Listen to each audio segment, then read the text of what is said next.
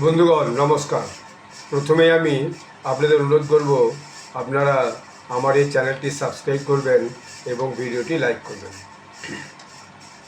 আজকে আমেরিকার নিউজ শোনাবো।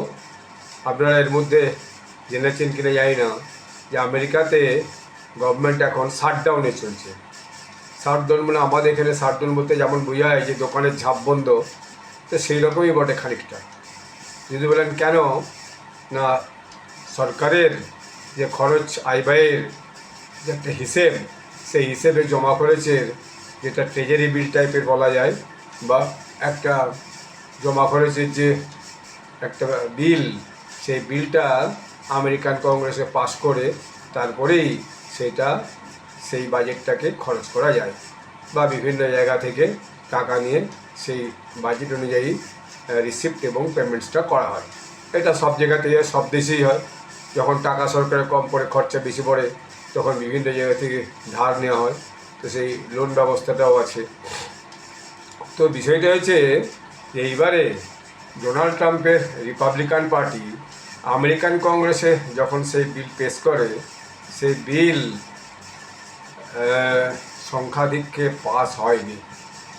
রিপাবলিকানদের ৪৫ জন সেনেটর তাতে ভোট দিয়েছে এবং বিরোধী পক্ষের ৫৫ জন তাতে ভোট দিয়েছে।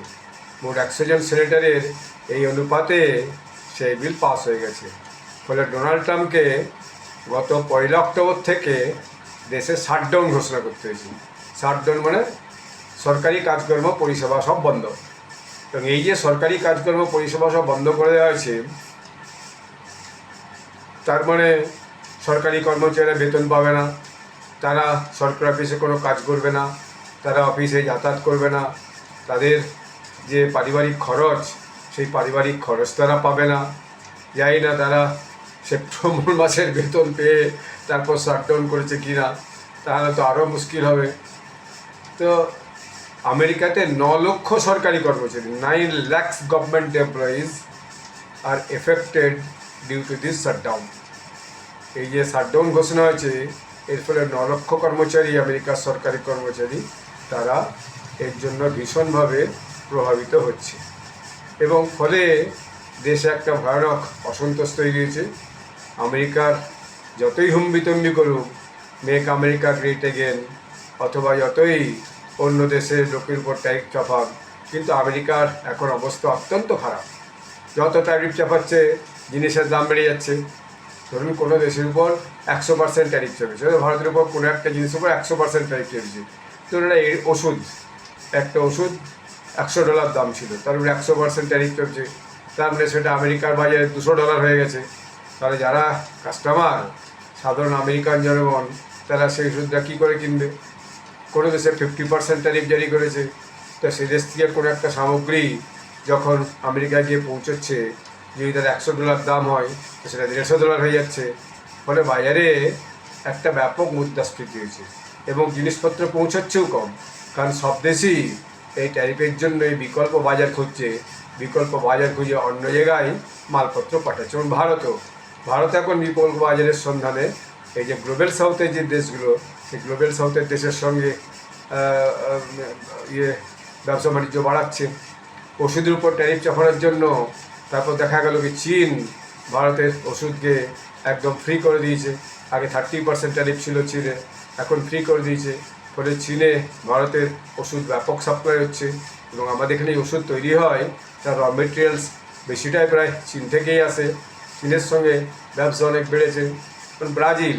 ব্রাজিলে থেকে যে কফি যায় আমেরিকাতে, তারা কফি সাপ্লাই প্রায় বন্ধ করে দিয়েছে।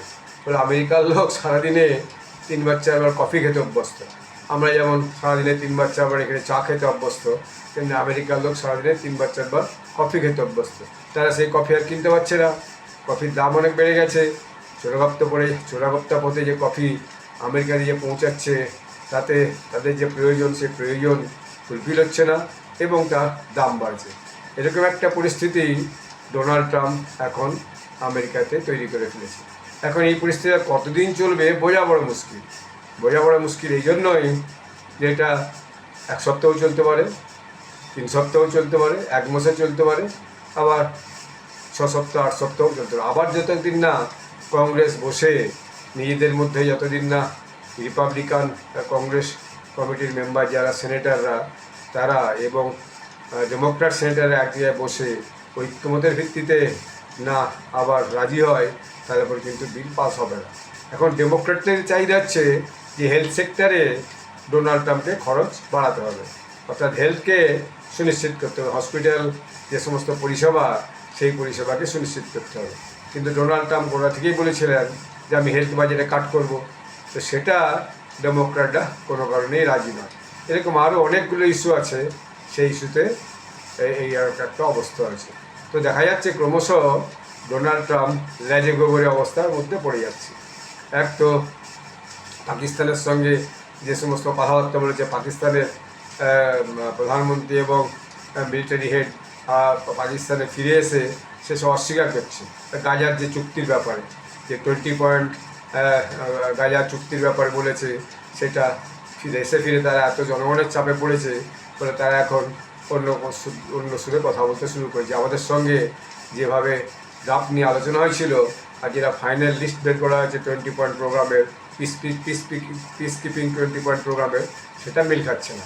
তা ডোনাল্ড ট্রাম্প এখানেও ধাক্কা খেয়েছে এবং ইসরায়েলও যদিও সামনাসামনি রাজি হয়েছে, কিন্তু ফিরে গিয়ে তারা সেই গাজার উপরে বোম বর্ষণ করছে। যখন ইসরায়েল প্রধানমন্ত্রীকে জিজ্ঞেস করা আছে, সে বলছে এখনও তো পিস চালু হয়নি, পিস চালু হলে আমি যুদ্ধ বন্ধ করে দেবো।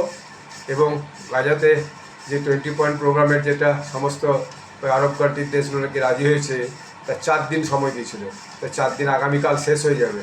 আর হামাসের মধ্যে বলেছে যে না, আমাদেরকে আরও সময় দিতে হবে, আমরা এই 20 পয়েন্ট যে প্রপোজাল, সেই 20 পয়েন্ট প্রপোজালটা আরও নতুন করে বিশেষভাবে পর্যালোচনা করে তারপরেই বলবো। আর পাকিস্তান যতই আমেরিকার কাছে যাচ্ছে, দেশের মধ্যে অশান্তির শেষ নেই।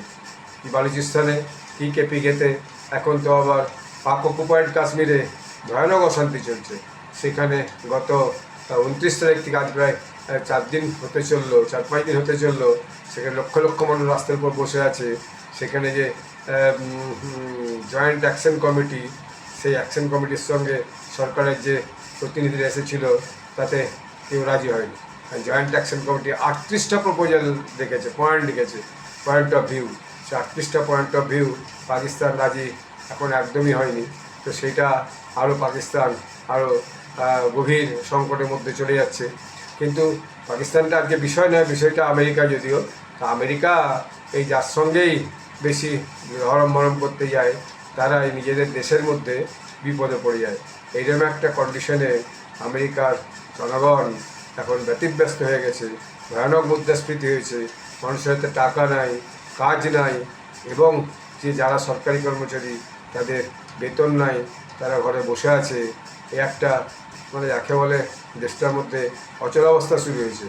আর বাইরে আর টুইটারে এসে ট্রুথ সোশ্যালে এসে নিজের ডেলি জ্ঞান দিতে থাকবেন এবং সাংবাদিকদের কাছে ডেলি এসে নতুন নতুন কিছু না কিছু চুটকি সারা পৃথিবীর লোককে শোনাতে থাকবেন। ডোনাল্ড ট্রাম্পের বিশ্বাসযোগ্যতা সারা পৃথিবীর মানুষের কাছে একবারে কিন্তু শূন্যে পৌঁছে গেছে।